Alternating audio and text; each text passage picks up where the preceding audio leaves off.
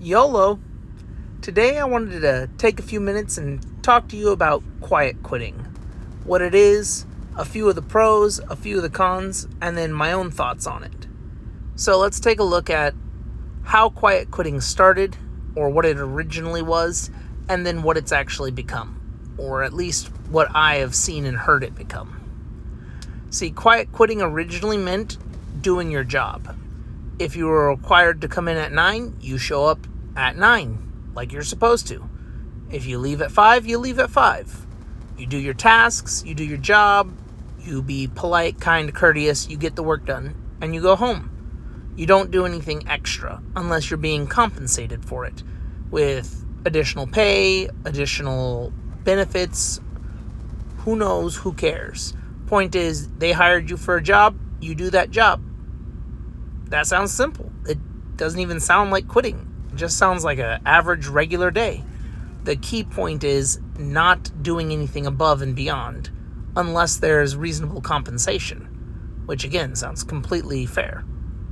But that's not what quiet quitting has become. See, nowadays, quiet quitting has morphed into this dual toxic mindset of harming yourself and your employer because you don't want to be taken advantage of.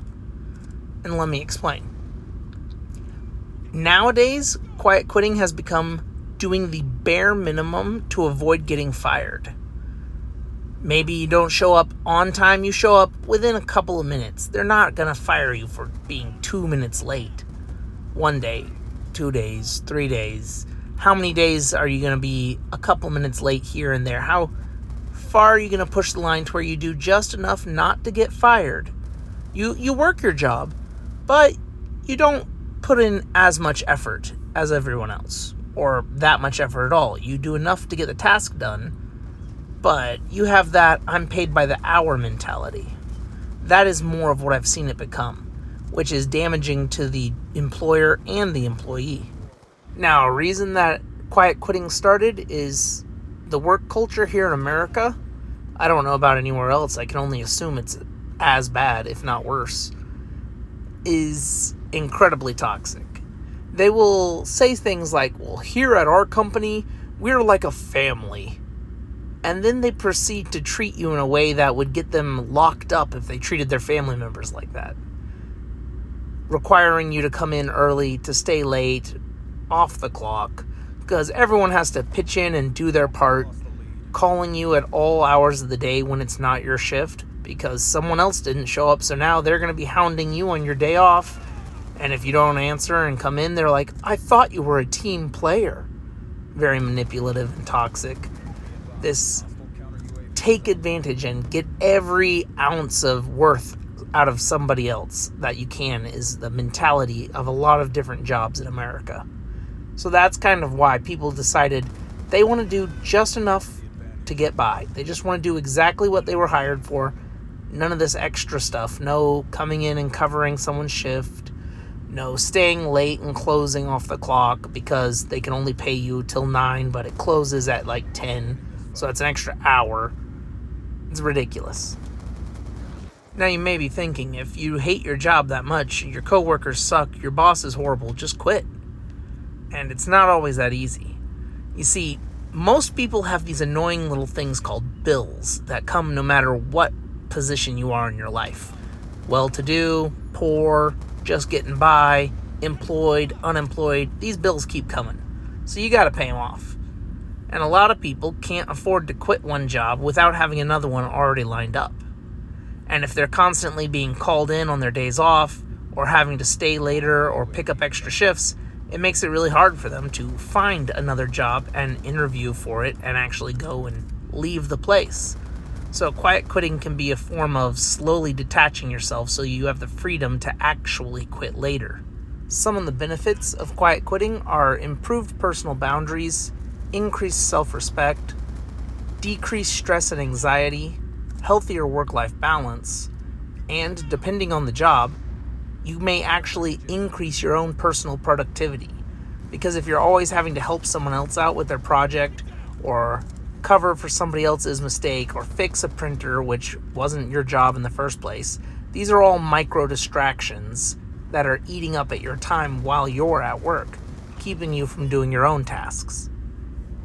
Now, some of the downsides of quiet quitting are coworker resentment or animosity.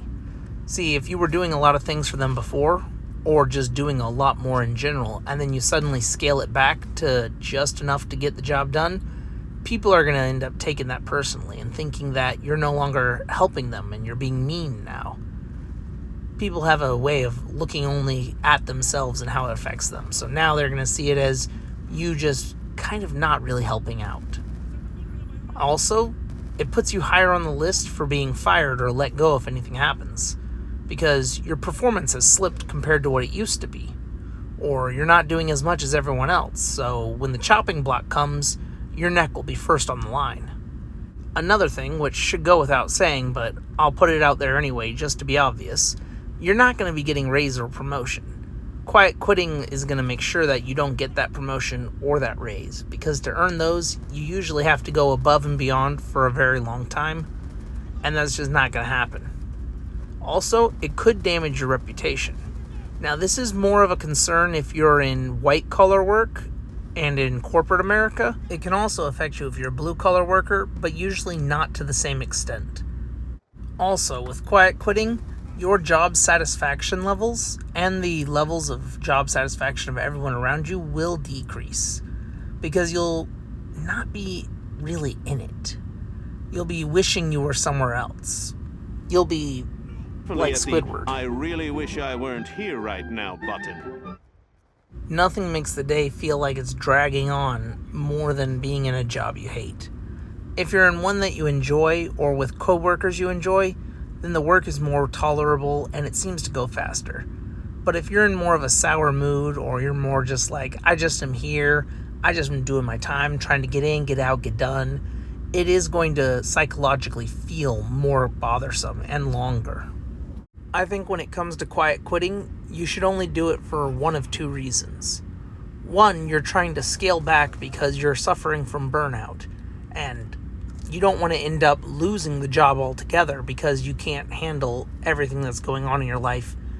Taking a step back, taking a little off your plate so that you can recharge and stay for the long run is incredibly important. Everyone likes to make fun of mental health, but it's become much more socially acceptable in the last 10 or 15 years to say, hey, I am overwhelmed.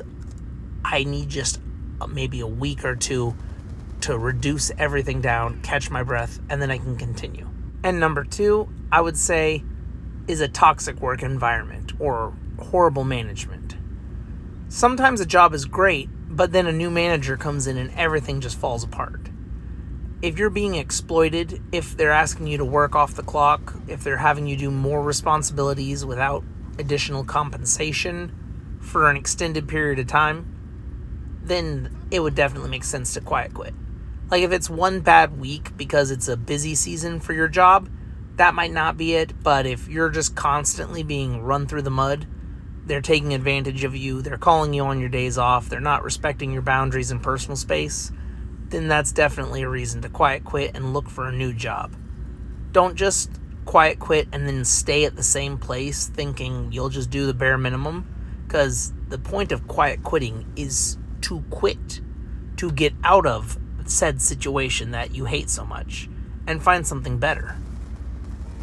My personal opinion is that you should put a lot more thought and consideration into the decision to do quiet quitting if you work in a corporate environment, because that's an entirely different ballgame and a complete nightmare that you don't want to get sucked into and have all kinds of employee improvement plans, and what a nightmare. HR, yuck.